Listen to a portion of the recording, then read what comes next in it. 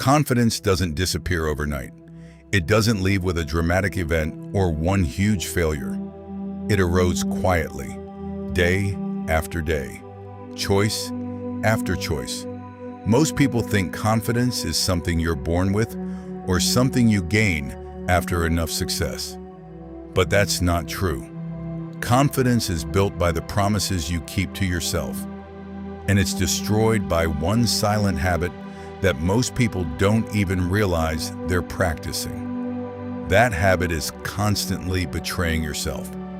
Every time you tell yourself you'll wake up early and hit snooze instead, you teach your brain that your own words don't matter. Every time you promise you'll start the gym on Monday, but find another excuse, your mind takes note.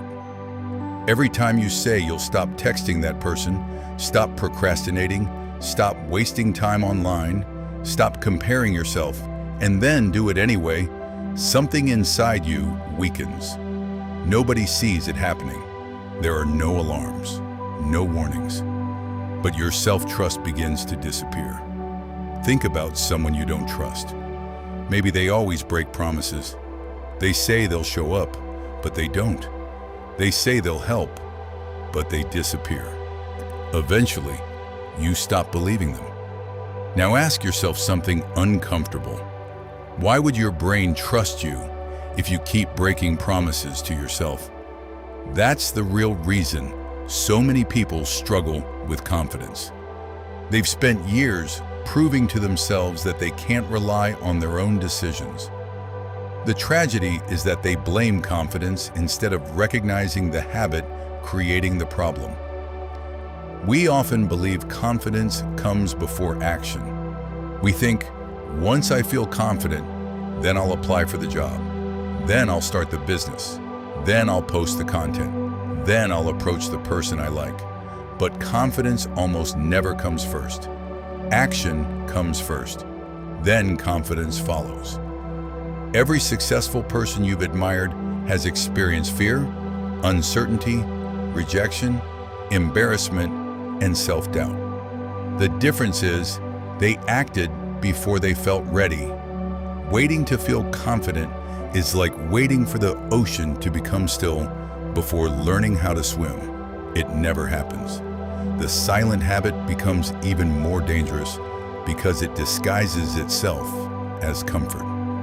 You tell yourself you'll start tomorrow. You'll wait until you have more money. You'll wait until you're more talented. You'll wait until the timing feels right. Tomorrow becomes next week. Next week becomes next year. Years pass, nothing changes except your belief in yourself. Comfort feels safe in the moment, but it quietly steals your future. Every time you avoid discomfort, you strengthen fear. Every time you choose comfort over growth, your comfort zone becomes smaller. Eventually, even simple challenges feel overwhelming. This is why confidence isn't really about being fearless. Confidence is built by repeatedly surviving things you once thought you couldn't handle. The first video you upload feels terrifying. The 100th feels normal. The first conversation with a stranger feels awkward. Later, it feels natural. The first workout feels painful. Months later, your body craves movement. Nothing changed except repeated action. Another silent confidence killer is comparison. Social media has made comparison almost unavoidable. You scroll through perfectly edited lives and assume everyone else has everything figured out. You see someone's success, but never their failures. You see someone's confidence, but never the years of insecurity they fought through. You compare your behind the scenes with someone else's highlight reel. That's a game you'll lose every single time. Comparison doesn't inspire most people. It paralyzes them. It convinces them they're too late, too old, too young, too broke, too inexperienced, too ordinary. But here's something worth remembering. There will always be someone richer, someone more attractive, someone more talented, someone with more followers. If your confidence depends on being better than everyone else, you'll never feel secure. Real confidence comes from becoming better than who you were yesterday. That's a competition you can actually win. Perfectionism is another habit disguised as high standards. People proudly say they're perfectionists as though it's a strength. But many times, perfectionism is simply fear wearing a smarter disguise. If everything has to be perfect before you begin, you'll never begin. If every piece of work has to be flawless before you publish it, you'll never grow. Perfection delays progress. Progress builds confidence. The people you admire didn't become great because they avoided mistakes. They became great because they made thousands of mistakes and kept moving anyway. Failure isn't the opposite of confidence. Avoiding failure is. One of the hardest truths to accept is that your confidence is heavily influenced by the conversations you have with yourself. Imagine someone followed you around all day, saying the things you tell yourself. You're not good enough. You're probably going to fail. People are judging you. Who do you think you are? You're embarrassing yourself. You'd probably tell that person to leave you alone. Yet many people repeat these thoughts inside their own minds every day. Your brain listens to what you repeatedly tell it. The words you use matter. This doesn't mean pretending everything is amazing. It means speaking to yourself honestly, without becoming your own bully. Instead of saying, "I always fail," ask, "What can I learn from this?" Instead of saying, "I'm terrible at this," say, "I'm still learning." Small shifts in language create huge shifts in identity over time. Let's talk about identity, because confidence isn't just about what you do. It's about who you believe you are. If you constantly tell yourself you're lazy, you'll find evidence to support that belief. If you call yourself shy, you'll avoid situations that challenge that identity. If you believe you're someone who quits, your brain will make quitting feel normal. Your identity becomes your invisible ceiling. The good news is, identities aren't permanent. They're built through repeated evidence.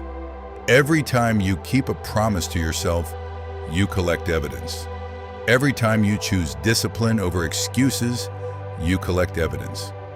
Every time you face discomfort instead of avoiding it, you collect evidence. Eventually, your identity changes. You stop saying, "I'm trying to become disciplined." You start saying, "I'm a disciplined person." That's when confidence becomes stable. Not because life became easier, but because you became someone you trust. Many people think confidence comes from compliments. Compliments feel good. Recognition feels good.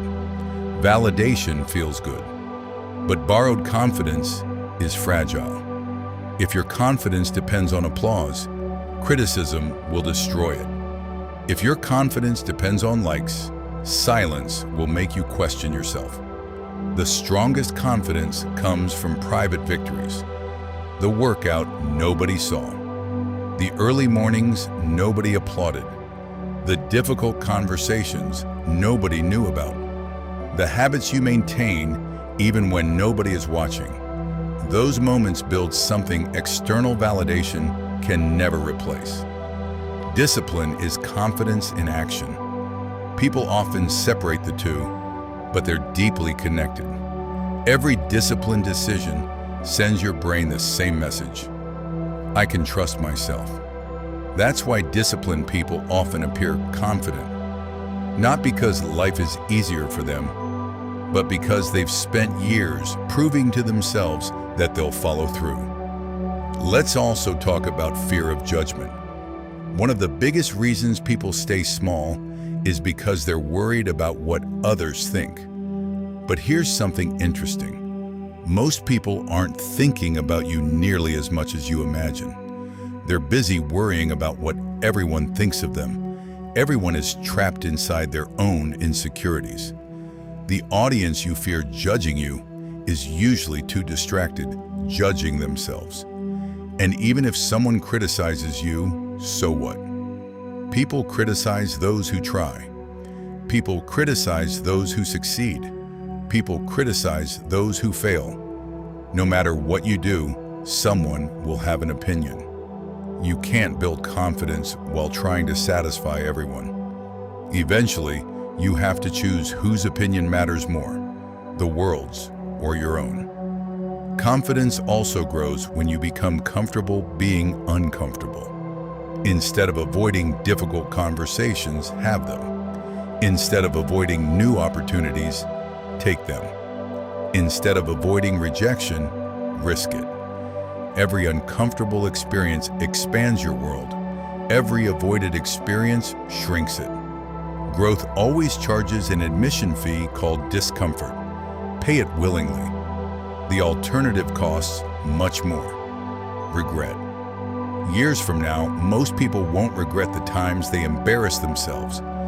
They'll regret the chances they never took, the business they never started, the trip they never took, the person they never approached, the dream they abandoned because they doubted themselves. Confidence isn't the absence of fear. It's moving anyway. So if you've been waiting to magically become confident, stop waiting. Start rebuilding your self-trust. Keep one promise today, then another tomorrow. Make your bed if that's your commitment. Go for a walk if that's your commitment. Read 10 pages, drink more water, reply to that email, post the content, finish the project. Do what you said you would do. It sounds simple because it is. But simple doesn't mean easy. The small promises matter because they're teaching your brain one powerful lesson. I keep my word. That sentence alone can transform your life. Your confidence isn't waiting somewhere in the future. It's being built by what you choose to do today. Every action is casting a vote for the person you're becoming. The silent habit destroying your confidence isn't failure. It isn't rejection. It isn't lack of talent. It's repeatedly proving to yourself that your own word means nothing. The beautiful part is that the opposite is also true. Every promise you keep is another brick in the foundation of unshakable confidence. Start small. Stay consistent. Trust yourself again. Because the strongest confidence isn't loud. It doesn't need attention. It doesn't need constant validation. It comes from knowing that no matter what life throws at you, you'll show up, you'll adapt, and you'll keep moving forward. If this message helped you see confidence from a new perspective, make sure you subscribe to the channel, like this video, and leave a comment sharing the one promise you're going to keep to yourself starting today. Stay tuned for more videos that will challenge your thinking, strengthen your mindset, and help you become the best version of yourself.